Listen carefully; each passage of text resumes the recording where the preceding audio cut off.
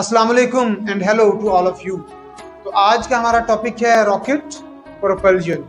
Rocket कैसे space की तरफ ट्रेवल करता है, उसे कितनी ज़्यादा एनर्जी की ज़रूरत होती है, इसको इमेजिन करने के लिए आप समझिए कि मैं इस मार्कर को ऊपर उछालता हूँ तो कौन सी चीज़ इसे वापस खींच लेती है? ग्रेविटी। और ज़्यादा काइनेटिक एनर्जी से उछालूंगा तो फिर भी ये थोड़ा दूर तक ट्रेवल करेगा मगर ग्रेविटी इसे वापस खींच लेगी।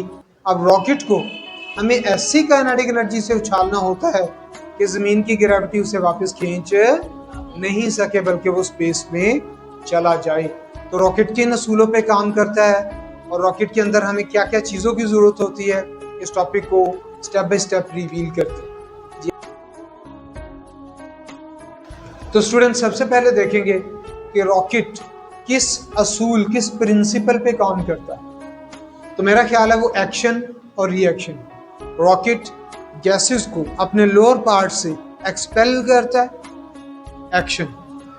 As a reaction gases rocket के ऊपर अपवर्ड फोर्स लगाती हैं। तो कहा जा सकता है ये Newton third law of motion है।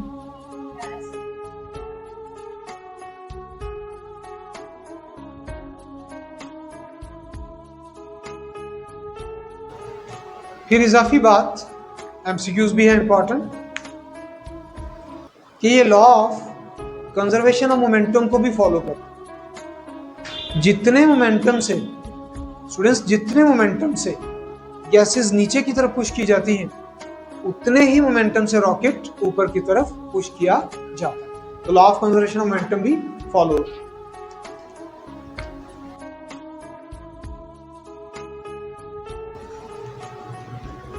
अब वो कौन सी गैसेस हैं जिनको रॉकेट में यूज किया जाता है?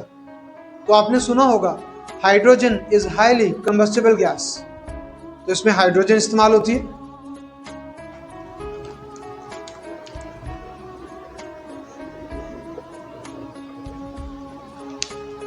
लेकिन क्योंकि रॉकेट ने स्पेस में वर्क करना होता है, हाई एल्टीट्यूड्स पे काम करना होता है, तो हाइड्रोजन को बर्न करने के लिए ऑक्सीजन भी साथ लेके जानी पड़ती है।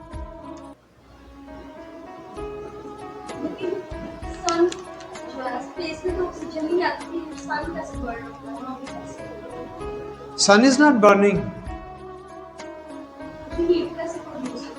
Fusion reaction. Sun is not burning, सूरज में आग नहीं है, फ्यूजन। वो ऐसी आग है जो आग से भी कई गुना ज्यादा हाई टेम्परेचर रखती है। क्या आप जानते हैं कि सन की सरफेस का टेम्परेचर क्या है? 6000 डिग्री सेल्सियस। उसकी कोर का टेम्परेचर 20 मिलियन सेल्सियस।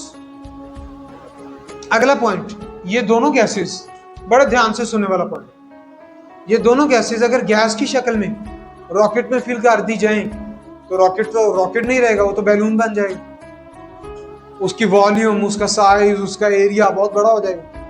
इसका मतलब है ये गैसेस भी फिल करनी है और गैस की शक्ल में भी फिल नहीं। इसी वजह से फिर इन्हें पहले कूल डाउन किया जाता है under high pressure, under low temperature. इन्हें लिक्विफाई या समटाइम्स सॉलिडिफाई किया जाता है।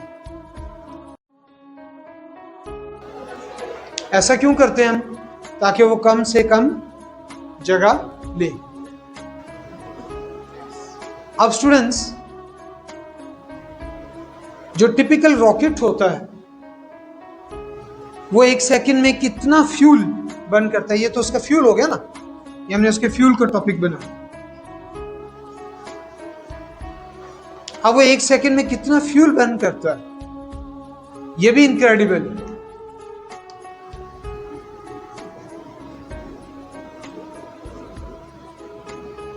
एक टिपिकल रॉकेट एक सेकंड में 10,000 किलोग्राम फ्यूल बर्न करके एक्सपेल कर देती है। 10,000 किलोग्राम इन 1 सेकंड। अब आप इमेजिन कर लें कि 1 मिनट में फिर कितना फ्यूल बर्न हो। इसको हमें 60 से मल्टीप्लाई करना होगा, वो तो यस ऑलमोस्ट 6 लाख किलोग्राम इन 1 मिनट। बहुत ज्यादा फ्यूल बर्निंग हो गई। अब इतना ज्यादा फ्यूल जब बर्न होगा तो गैसेस जो निकलती हैं, एमर्ज आउट होती हैं, उनकी स्पीड भी बहुत ज्यादा होती है, इनक्रेडिबल स्पीड।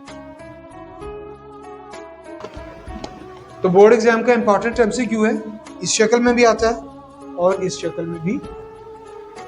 अब इसका मतलब है कि रॉकेट को तो बहुत ज्यादा फ्यूल अपने साथ कैरी करने की जरूरत होगी, तो रॉकेट की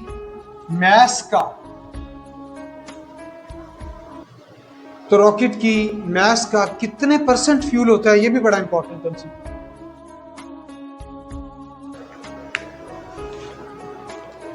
अब इतनी ज्यादा मास को कैरी करते हुए ऊपर लेके जाना, ये भी एक बड़ा प्रॉब्लम है। तो इसके लिए, इस प्रॉब्लम को ओवरकम करने के लिए बनाए जाते हैं मल्टी स्टेज रॉकेट्स। अब मल्टी स्टेज रॉकेट्स क्या होंगे? आपने कभी कोई रॉकेट लॉन्च की वीडियो देखी हो तो मेन रॉकेट बॉडी के साथ छोटे छोटे कई रॉकेट्स अटैच होते हैं, और जो मेन रॉकेट बॉडी होती है उसके अंदर भी लेयर्स होती हैं। अब होता यह है कि वो जो साइड रॉकेट्स होते हैं वो बारी बारी अपना फ्यूल बर्न करके मेन रॉकेट बॉडी से डीअटैच हो जाते हैं। इसका मतलब है जैसे जैसे रॉकेट स्पेस की तरफ जाता है उसकी मास डिक्रीज होती जाती है और एक्सेलरेशन कॉन्टिन्यूसली इंक्रीज होता चला जाता है, क्योंकि मास और एक्सेलरेशन का सेकेंड लॉ ऑफ मोशन के मुताबिक इनवर्स रिलेशन, राइट? तो मास डिक्रीजेस एंड एक्सेलरेशन इंक्रीजेस।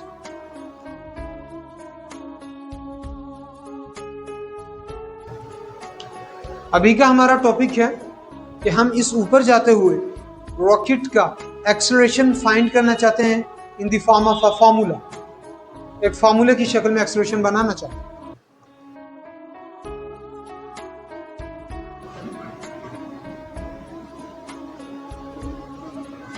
सबसे पहले हम इमेजिन करते हैं कि जो गैसेस निकल रही हैं उनकी मास m है।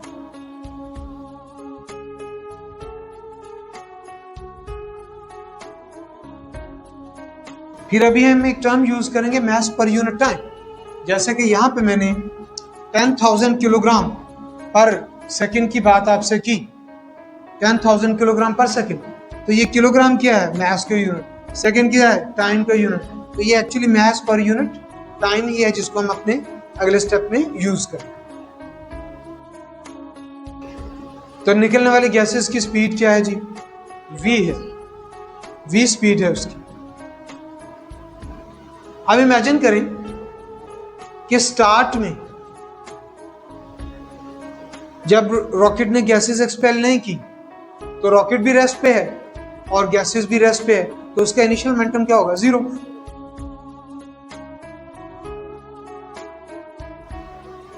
अब जब गैसेस एक्सपेल करनी शुरू कर दी v स्पीड के साथ m मास, तो उसका फाइनल मोमेंटम क्या होगा?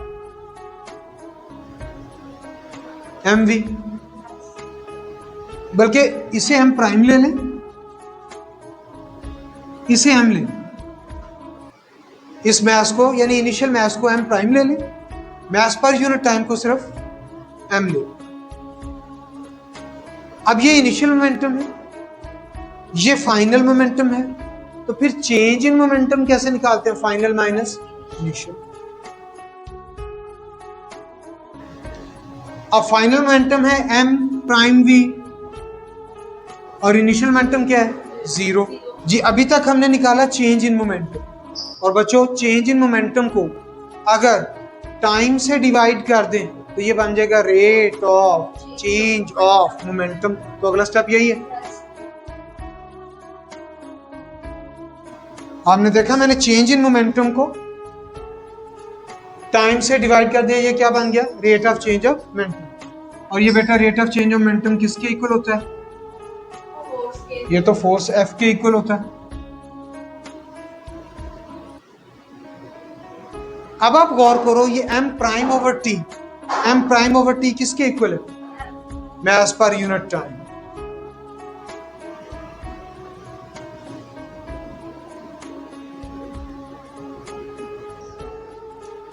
अब ये जो गैसेस के ऊपर फोर्स है, एक्शन एंड रिएक्शन के मुताबिक इतनी ही फोर्स रॉकेट के ऊपर भी है। same value force on the rocket as well.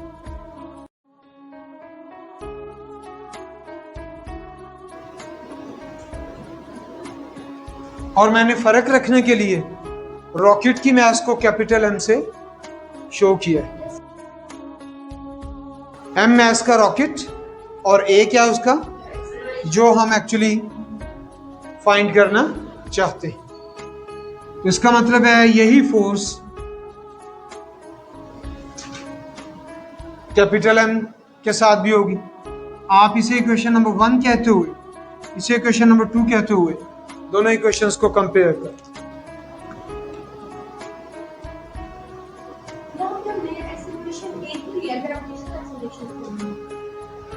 Rocket को ऊपर जाने का जो एक्सेलरेशन है वो ग्रेविटेशनल एक्सेलरेशन नहीं है,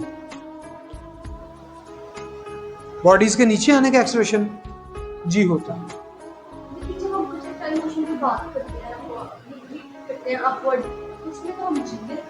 लेकिन प्रोजेक्टाइल मोशन में क्या वो जो चीज हम ऊपर फेंकते हैं, इस मार्कर को फेंकते हैं, क्या ये फ्यूल बर्न कर रही होती है? प्रोजेक्टाइल मोशन तो वो है जिसपे ग्रेविटी के अलावा कोई फोर्स ना हो। तो यहाँ पे तो एक्शन भी हो रहा है, रिएक्शन भी। ma is equal to mv, ये कैपिटल M इधर मल्टीप्लाई कर इधर आके डिवाइड करेगा। और बहुत ही इंटरेस्टिंग बात, इस एक्सेलरेशन का गैसेस की मास पर यूनिट टाइम के साथ तो डायरेक्ट रिलेशन है, यानी जितनी ज्यादा मास पर यूनिट टाइम बर्न होगी रॉकेट का एक्सेलरेशन उतना ही बढ़ता चला जाएगा। फिर स्पीड, निकलने वाली गैसेस की स्पीड जितनी ज्यादा होगी रॉकेट का एक्सेलरेशन भी उतना ही ज्यादा होगा।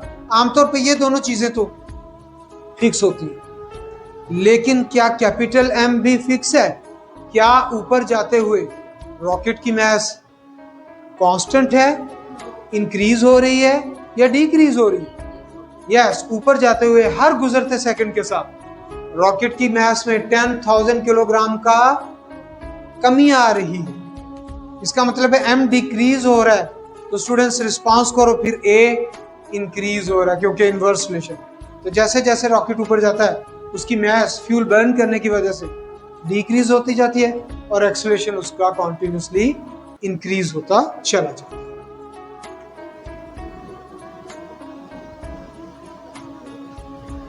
इसी के साथ हमारा आज का लेक्चर मुकम्मल हुआ। अच्छे अच्छे पॉइंट्स, अच्छे अच्छे टॉपिक्स के साथ वेट कीजिएगा अगली वीडियो का। Thank you so much.